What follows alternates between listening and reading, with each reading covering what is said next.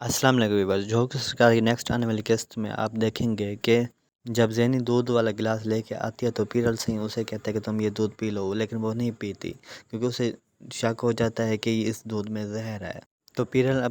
اپنی دونوں بیویوں کو بلاتا ہے اور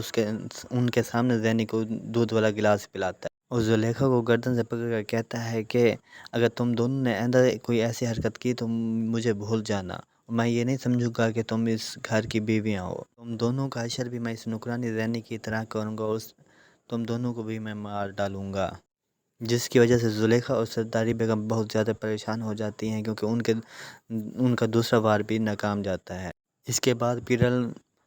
نوری کا بہت زیادہ خیال کرنے لگ جاتا ہے اور وہ اپنے بیٹے کو بلا کے کہتا ہے کہ اپنی ماں کو سمجھا لو ورنہ اس گھر میں اس نکرانی کے علاوہ اور بھی بہت زیادہ قبریں بنے گی، کیونکہ مجھے اب اس حویلی میں کسی بھی فرد پہ اعتبار نہیں ہے، اس لیے اس سے بہتر ہے کہ تم سب لوگ سدھر جاؤ ورنہ میں کچھ بھی کر لوں گا۔ اور کہتا ہے کہ مجھے اس وارث کی بہت زیادہ ضرورت ہے اور یہ وارث مجھے ہر حال میں چاہیے، اینڈ ان ماں یا بیٹی دونوں میں سے کسی کو کچھ ہوا تو میں تم سب لوگوں کو مار ڈالوں گا۔ دوسری طرف سسی اے ایس پی اسلان کو بہت زیادہ چاہنے لگتی ہے اور وہ اے ایس پی اسلان سے کہتی ہے کہ میرل اپنی بےعزتی کا بدلہ لینے کے لیے کچھ بھی کر سکتا ہے، اس لیے تم اپنا احتیاط کرو کیونکہ وہ تم پر کسی بھی وقت حملہ کر سکتا ہے۔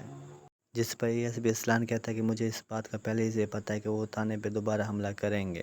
جہانداد میرل کے بندے کے تھرو پیغام بھیجتا ہے کہ اب مختار کا اس تھانے سے نکلنا بہت مشکل ہو گیا کیونکہ اے ایس پی اسلان نے اپنی نفری بہت زیادہ بڑھا دی ہے اور وہ اب مجھ پہ شک کرنے لگ گیا ہے۔ جب اے ایس پی اسلان شادی پہ گیا ہوتا ہے تو جہانداد چپکے سے میرل کے بندے سے ملاقات کرا دیتا ہے اور وہ میرل کا اسپیشل پیغام مختار کے پاس پہنچاتا ہے کہ تم نے اپنی زبان نہیں کھولنی، لیکن مختارہ اے ایس پی اسلان کے ظلم برداشت نہیں کر سکتا اور وہ حقیقت بتا دیتا ہے کہ ہم نے شوکت اور اقبال دونوں کا قتل کر دیا، جس کی وجہ سے اے ایس پی اسلان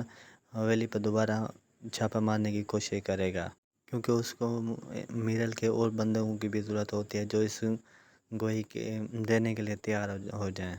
جس کی وجہ سے پیرل اور میرل دونوں پریشان ہو جاتے ہیں۔